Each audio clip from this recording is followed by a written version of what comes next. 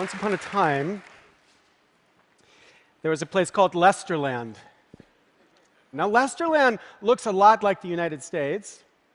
Like the United States, it has about 311 million people, and of that 311 million people, it turns out 144,000 are called Lester. If Matt's in the audience, I just borrowed that. I'll return it in a second, this character from your series. So 144,000 are called Lester, which means about 0.05% is named Lester. Now, Lesters in Lesterland have this extraordinary power. There are two elections every election cycle in Lesterland. One is called the general election. The other is called the Lester election. And in the general election, it's the citizens who get to vote, but in the Lester election, it's the Lesters who get to vote. And here's the trick. In order to run in the general election, you must do extremely well in the Lester election. You don't necessarily have to win, but you must do extremely well. Now, what can we say about democracy in Lesterland? Well, we can say, number one, as the Supreme Court said in Citizens United, the people have the ultimate influence over elected officials. Because after all, there is a general election. But only after the Lesters have had their way with the candidates who wish to run in the general election. And number two, obviously, this dependence upon the Lesters is going to produce a subtle, understated, we could say camouflaged bending to keep the Lesters happy. Okay, so we have a democracy, no doubt, but it's dependent upon the Lesters and dependent upon the people. It has a competing dependencies, we could say conflicting dependencies, depending upon who the Lesters are. Okay, that's Lesterland. Now, there are three things I want you to see now that I've described Lesterland. Number one, the United States is Lesterland. The United States is Lesterland. The United States also looks like this, also has two elections. One we call the general election. The second we should call the money election. In the general election, it's the citizens who get to vote if you're over 18, in some states if you have an ID. In the money election, it's the funders who get to vote. The funders who get to vote. And just like in Lesterland, the trick is to run in the general election, you must do extremely well. In the money election, you don't necessarily have to win. There is Jerry Brown, but you must do extremely well. And here's the key. There are just as few relevant funders in USA land as there are Lesters in Lesterland. Now you say, really? Really? 0.05%? Well, here are the numbers from 2010. 0.26% of America gave $200 or more to any federal candidate. 0.05% gave the maximum amount to any federal candidate. 0.01%, the 1% of the 1%, gave $10,000 or more to federal candidates. And in this election cycle, my favorite statistic is 0.000042%. For those of you doing the numbers, you know that's 132 Americans gave 60% of the super PAC money spent in the cycle we have just seen ending.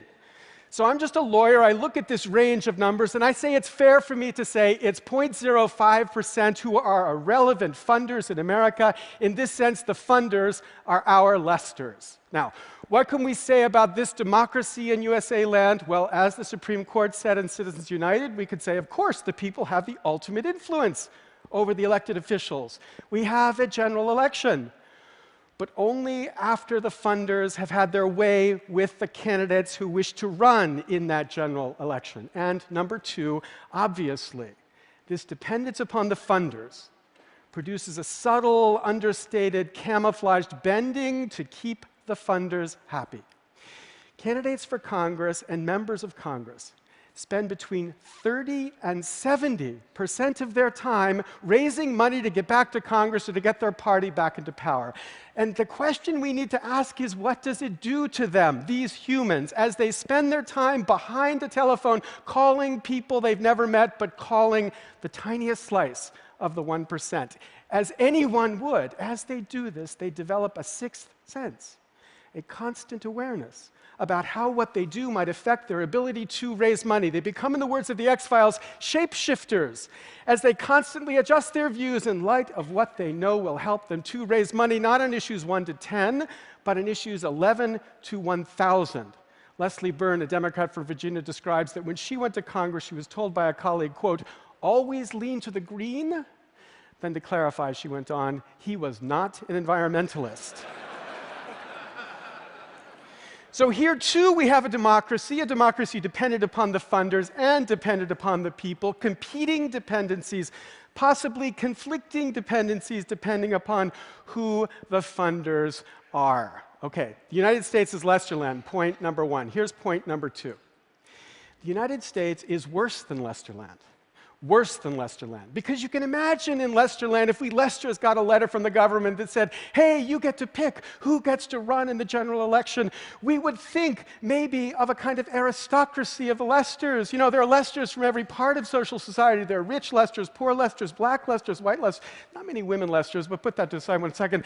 We have Lesters from everywhere. We could think, what could we do to make Lesterland better? It's at least possible the Lesters would act for the good of Lesterland.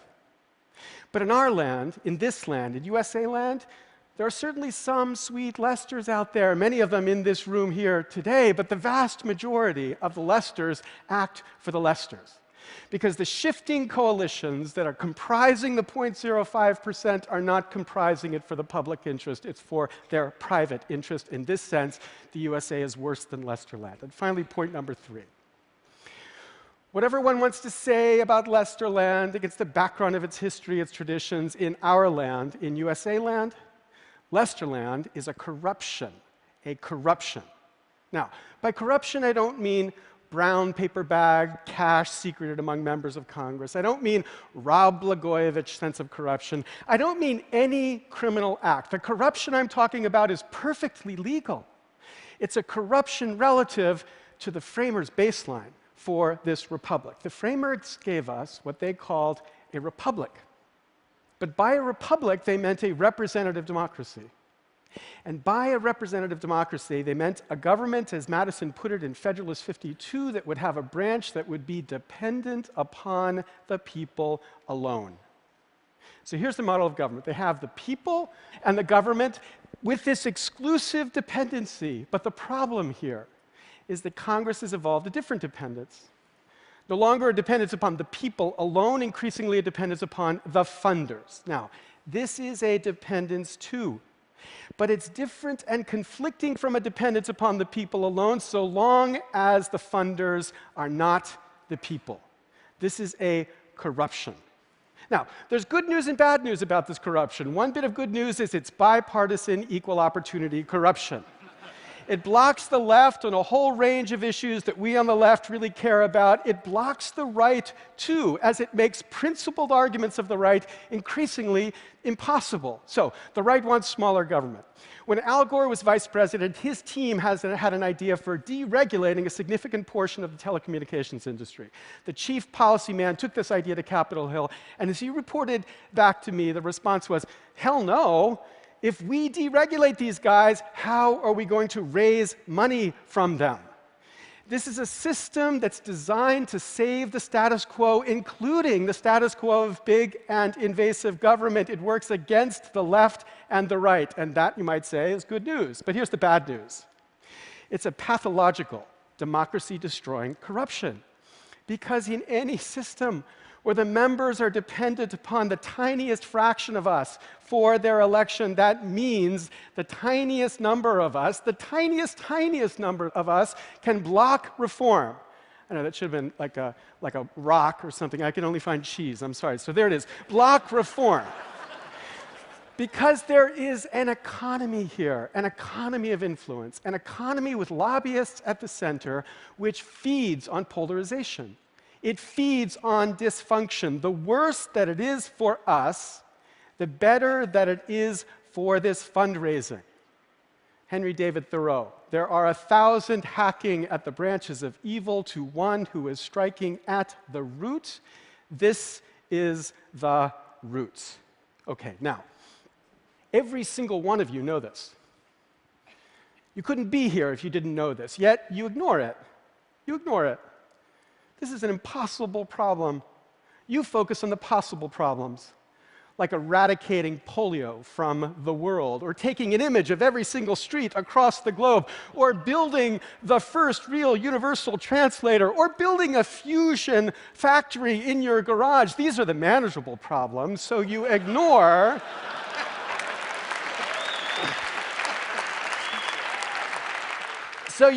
this corruption. But we cannot ignore this corruption anymore. We need a government that works. And not works for the left or the right, but works for the left and the right, the citizens of the left and right, because there is no sensible reform possible until we end this corruption. So I want you to take hold, to grab the issue you care the most about. Climate change is mine, but it might be financial reform or a simpler tax system or inequality. Grab that issue, sit it down in front of you, look straight in its eyes and tell it there is no Christmas this year. There will never be a Christmas. We will never get your issue solved until we fix this issue first. So it's not that mine is the most important issue. It's not. Yours is the most important issue, but mine is the first issue.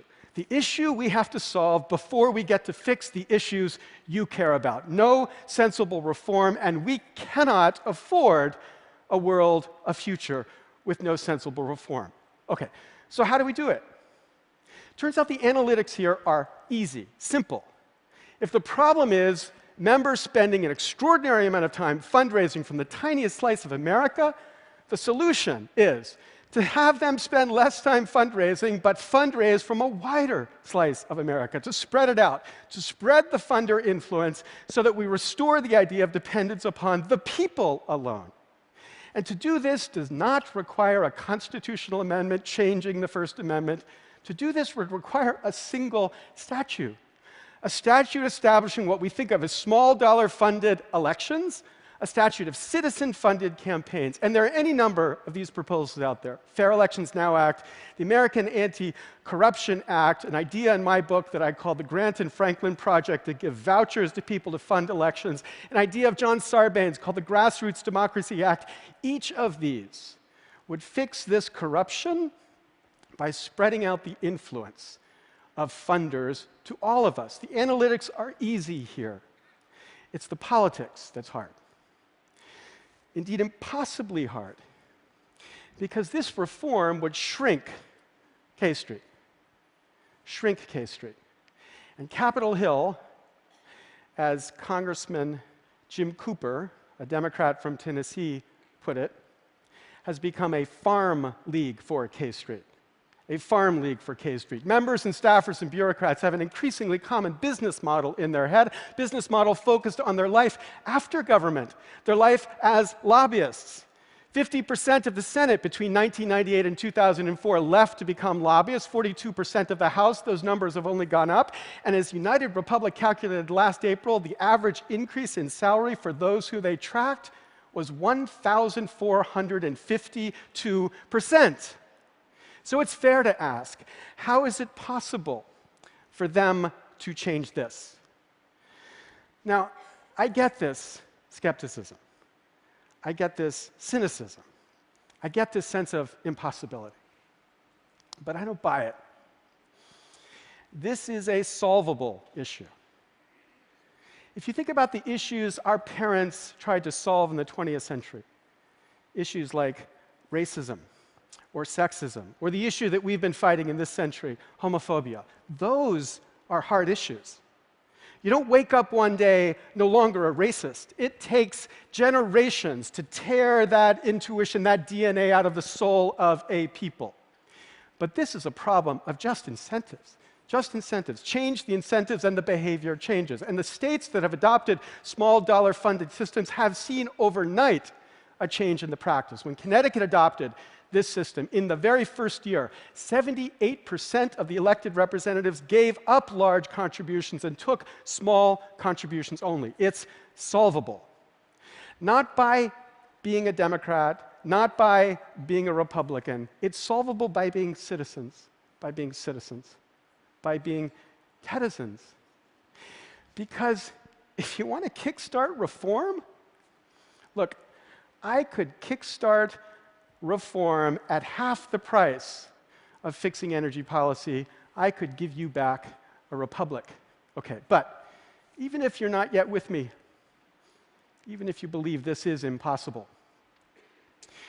what the 5 years since I spoke at TED has taught me as I've spoken about this issue again and again is even if you think it's impossible, that is irrelevant. Irrelevant. I spoke at Dartmouth once, and a woman stood up after I spoke, I write in my book, and she said to me, "Professor, you've convinced me. This is hopeless. Hopeless. There's nothing we can do." When she said that, I scrambled. I tried to think, how do I respond to that hopelessness? What is that sense of hopelessness? And what hit me was an image of my 6-year-old son. And I imagined a doctor coming to me and saying, your son has terminal brain cancer, and there's nothing you can do. Nothing you can do. So, would I do nothing? You just sit there, accept that? Okay, nothing I can do. I'm going off to build Google Glass. Of course not. I would do everything I could, and I would do everything I could because this is what love means, that the odds are irrelevant, and that you do whatever the hell you can, the odds be damned. And then I saw the obvious link, because even we liberals love this country. And so when the pundits and the politicians say that change is impossible, what this love of country says back is that's just irrelevant. We lose something dear, something everyone in this room loves and cherishes if we lose this republic. And so we act with everything we can to prove these pundits wrong. So here's my question. Do you have that love? Do you have that love? Because if you do, then what the hell are you? What the hell are we doing? When Ben Franklin was carried from the Constitutional Convention in September of 1787, he was stopped in the street by a woman who said, "Mr. Franklin, what have you wrought?" Franklin said, "A republic, madam, if you can keep it." A republic, a representative democracy, a government dependent upon the people alone. We have lost that republic. All of us have to act to get it back. Thank you very much. Thank you. Thank you. Thank you. Thank you.